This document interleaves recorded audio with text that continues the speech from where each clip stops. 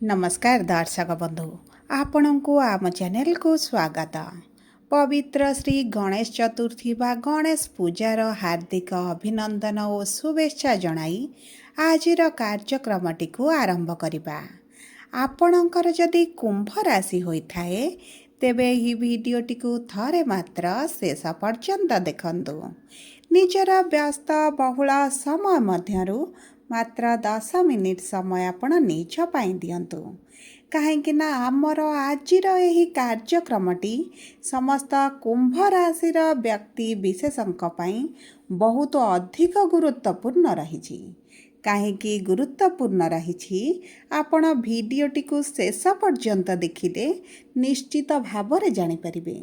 देखंतु आपणक कुंभ राशि रे एही श्री गणेश चतुर्थी बा गणेश पूजा दिन बुध आसुछंती आपणकर सप्तम भाव को, जहा हेउची आपणक वैवाहिक संपर्क, आपणक विवाह, आपणक प्रॉफिटर गृह को, जो गृह रे बुध सूर्य एवं केतुंक सहित रही आपणक जीवन को प्रभावित करिवे, जहा फल रे आपणक जीवन रे बड़ परिवर्तन हेबाकु जाउची एवं एही परिवर्तन आपणकु किछि शुभ फल देव, कारण सूर्यंक सहित विराजमान करिवे एवं किछि अशुभ फल मध्य प्रदान करिव, कारण सेही गृह रे केतुंक सहित मध्य विराजमान हेबे। एही अगस्ट मासरे बुध करिछंती 2 थर परिवर्तन निजर राशि रे एवं चलन रे, जहाद्वारा आपणक जीवन रे बहुत बड़ परिवर्तन निश्चित भाव रे हेबाकु जाउची। तेबे आसंतु जानिबा एही श्री गणेश चतुर्थी बा एही गणेश पूजा ठारू आपणक जीवन रे कौन सबु बड़ परिवर्तन हेबाकु जाउची। किंतु भिडियोटी आरंभ करिबा पूर्वरु जदि आपणकर भी कुंभ राशि होइथाए एवं आपण भी ईश्वरंकु आंतरिक भक्ति एवं विश्वास करंती तेबे भिडियोटी को लाइक करंतु। कमेंट बॉक्स रे जय जगन्नाथ जय माँ लक्ष्मी अवश्य लिखि दियंतु। ता सहित आपणक मन रे जहाँ भी प्रश्न रही जहाँ भी द्वंद्व रही आपण कमेंट बॉक्स रे लिखि जणांतु। आमे आपणक प्रश्नर उत्तर देबा पई यथा संभव प्रयास करिबु। देखंतु विलंब हेले मध्य आपणक प्रश्नर आमे निश्चित उत्तर देबु। ता सहित दर्शक बंधु आम सह जोगाजोग करिबा पई आपणको वीडियोर मध्य भागरे एक व्हाट्सएप नंबर दिया जाइछि, जो नंबर साहाय्य आपण आम सह जोगाजोग करी आपणकर नूतन कुंडली प्रस्तुत करि परिबे, कुंडली विश्लेषण कराई परिबे, किंबा आपणकर चाकरी विवाह व्यवसाय प्रेम संपर्क को नहीं किछि समस्या रही ताहार सहजरे समाधान करि परिबे।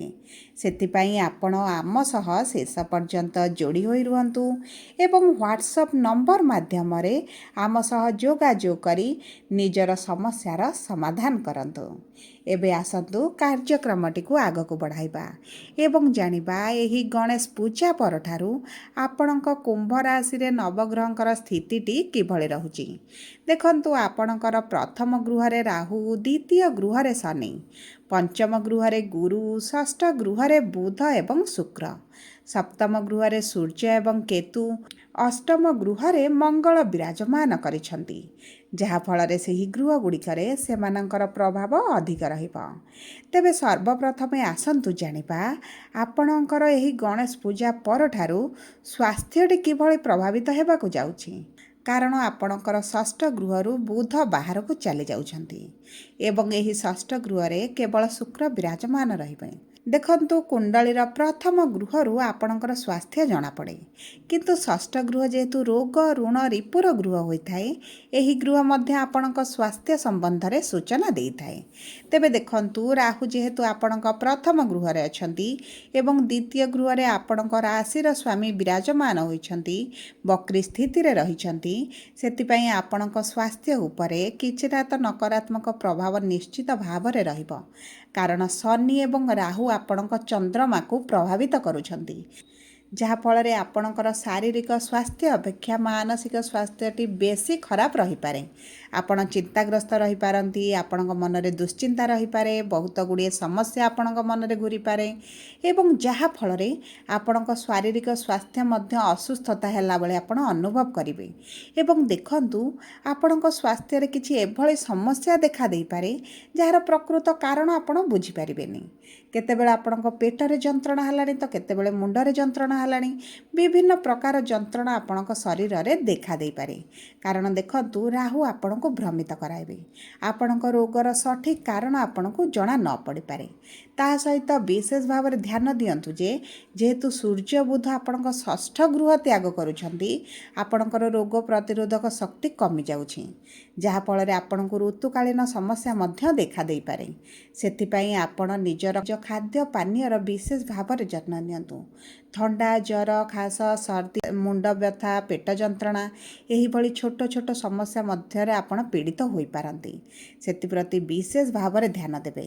ଯଦି ଆମେ ଦେଖିବା ଆପଣଙ୍କର ଶିକ୍ଷାକୁ, ତେବେ ଶିକ୍ଷା ପାଇଁ ଆପଣଙ୍କର ବହୁତ ଭଲ ସୁଯୋଗ ଆସୁଛି। କାରଣ ଗୁରୁ ଆପଣଙ୍କ ପଞ୍ଚମ ଗୃହରେ ବିରାଜମାନ ହୋଇଛନ୍ତି, ଶିକ୍ଷାର ଗୃହରେ ଅଛନ୍ତି, ଯାହାଫଳରେ ଆପଣଙ୍କୁ ଶିକ୍ଷା କ୍ଷେତ୍ରରେ ଭଲ ସଫଳତା ପ୍ରାପ୍ତି ହେବ। ଆପଣ ଯଦି କିଛି ପରୀକ୍ଷା ଦିଅନ୍ତି, ଇଣ୍ଟରଭ୍ୟୁ ଦିଅନ୍ତି, ଏଣ୍ଟ୍ରାନ୍ସ ଦିଅନ୍ତି, ସେଥିରେ ଆପଣଙ୍କୁ ଶୁଭ ଫଳ ପ୍ରଦାନ ହେବ। ତାହା ସହିତ ଦେଖନ୍ତୁ, ଯଦି ଆପଣ କୌଣସି କମ୍ପିଟେଟିଭ୍ ପରୀକ୍ଷାରେ ଭାଗ ନେଉଛନ୍ତି, ଆପଣଙ୍କର ଇଣ୍ଟରଭ୍ୟୁ ଥାଉ, ଏଣ୍ଟ୍ରାନ୍ସ ଥାଉ କିମ୍ବା ଯେକୌଣସି ପ୍ରତିଯୋଗିତା ପରୀକ୍ଷା ହେଉ, ଆପଣ ସେଥିରେ ମଧ୍ୟ ଭଲ ସଫଳତା ପ୍ରାପ୍ତି କରିବେ। କିନ୍ତୁ ଦେଖନ୍ତୁ, ଯେହେତୁ ଆପଣଙ୍କ ରାଶିର ସ୍ୱାମୀ ଦ୍ୱିତୀୟ ଗୃହରେ ରହି ପ୍ରଥମ ଗୃହକୁ ପ୍ରଭାବିତ କରୁଛନ୍ତି, ଆପଣଙ୍କ କୁଣ୍ଡଳୀକୁ ଥରେ ବିଶ୍ଳେଷଣ କରାନ୍ତୁ। କାରଣ ଦେଖନ୍ତୁ, ଶନି ଯଦି ଆପଣଙ୍କ କୁଣ୍ଡଳୀରେ ବହୁତ ଭଲ ସ୍ଥିତିରେ ଥିବେ, ତେବେ ଆପଣଙ୍କୁ ଏହି 2.5 ବର୍ଷ ମଧ୍ୟରେ ବହୁତ ଅଧିକ ଶୁଭ ସଫଳତା ପ୍ରଦାନ କରିବେ। କାହିଁକି ନା ଆପଣଙ୍କର ଶନିଙ୍କର 7.5ର ତୃତୀୟ ଚରଣ ଚାଲିଛି ଏବଂ ଏହି ତୃତୀୟ ଚରଣଟିରେ ଶନି ଆପଣଙ୍କୁ ଫଳ ପ୍ରଦାନ କରିଥାନ୍ତି। କାରଣ ଦେଖନ୍ତୁ, ଏହି ଆଗାମୀ 2.5 ବର୍ଷ ଆପଣଙ୍କ ଜୀବନରେ ସମସ୍ୟା ବଢ଼ିଯାଇଥିଲା। ଆପଣଙ୍କର ସ୍ୱାସ୍ଥ୍ୟକୁ ନେଇ ହେଉ, ପରିବାରକୁ ନେଇ ହେଉ, ସମ୍ପର୍କକୁ ନେଇକି ହେଉ, ଯେକୌଣସି ସମସ୍ୟା ଭିତରେ ଆପଣ ବହୁତ ଛନ୍ଦି ହୋଇ ରହିଥିଲେ।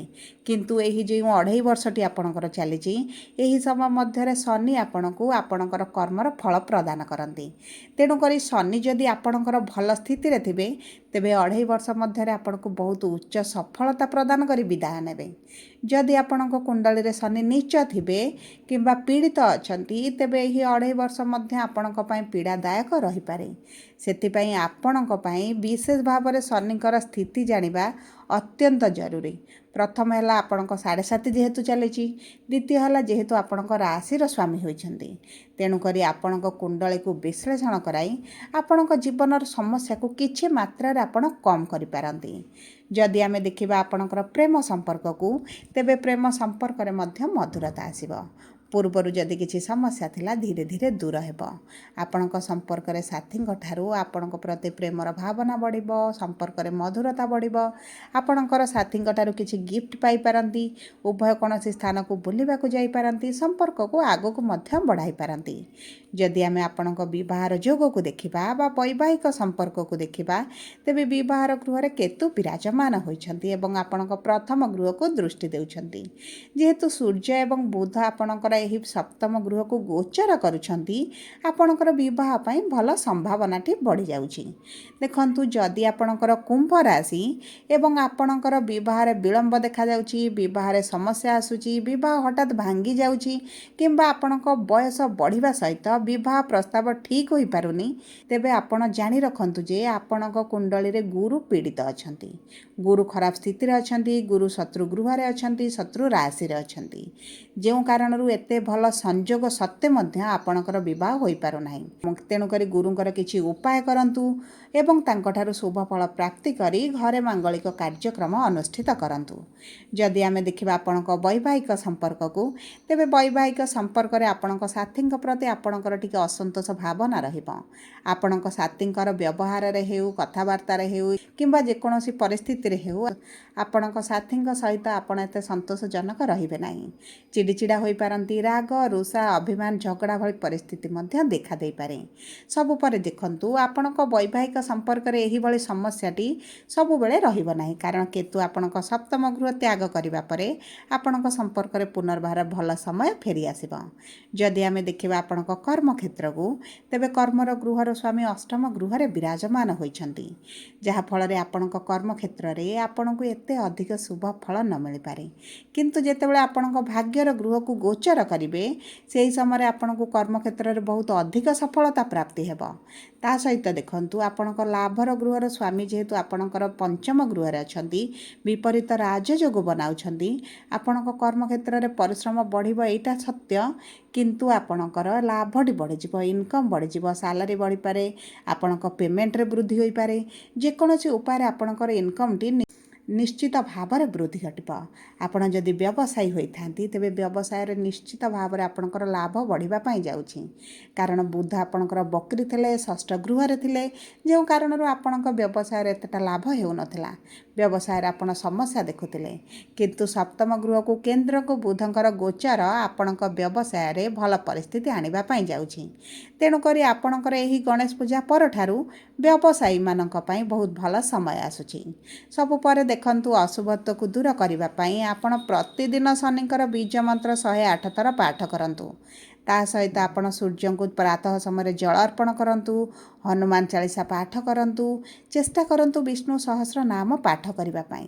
ଏହା ଆପଣଙ୍କ ଜୀବନରେ ଭଲ ପରିବର୍ତ୍ତନ ଆଣିବ, ଶୁଭ ପରିବର୍ତ୍ତନ ଆଣିବ। ସବୁ ପରେ ଆପଣଙ୍କର ଯଦି କୁମ୍ଭ ରାଶି ହୋଇଥାଏ, ଭିଡ଼ିଓଟି କିଭଳି ଲାଗିଲା କମେଣ୍ଟ ବକ୍ସରେ ଲେଖି ଜଣାନ୍ତୁ।